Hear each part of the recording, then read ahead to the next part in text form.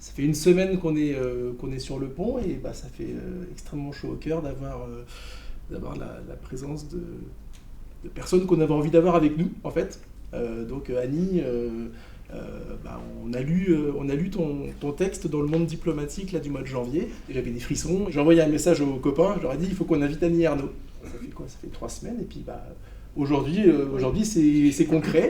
C'est concret, donc voilà, ça fait vraiment très plaisir. Et puis bah, on avait envie de prendre un petit peu de temps pour parler du travail, parler des retraites, parler de la vie, parler de tout ça. Je dois être là parce que je connais bien, je veux dire, je connais le monde du travail justement par mon ascendance, par ma jeunesse qui s'est passée au milieu donc du monde qui travaille le plus dur. La réforme Macron est pour moi la pire injustice qu'on puisse faire aux gens.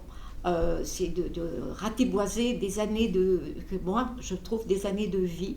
J'ai été retraitée de l'éducation nationale à 60 ans et à 62 on m'a découvert un cancer du sein, donc j'aurais pu mourir à 62 ans exactement. Penser que des gens pourront comme ça, même mourir avant même d'être à la retraite, c'est quelque chose qui me blesse profondément. On n'a pas tous les mêmes conditions de travail. Dire 64 ans d'une manière générale, donc c'est une atteinte, à la vie tout simplement. Est-ce qu'on est sur Terre simplement pour nourrir, je veux dire le gros mot, le capital?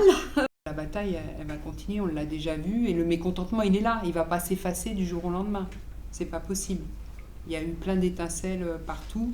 On continue la grève, parce que c'est ça, j'allais dire. J'ai dépassé, moi, je ne fais pas grève, mais de dire que c'est tout de même la lutte qui peut permettre quelque chose. Moi, je me sens la responsabilité de toute manière d'aller jusqu'au bout sur cette bataille des retraites et sur tout ce qui va suivre après.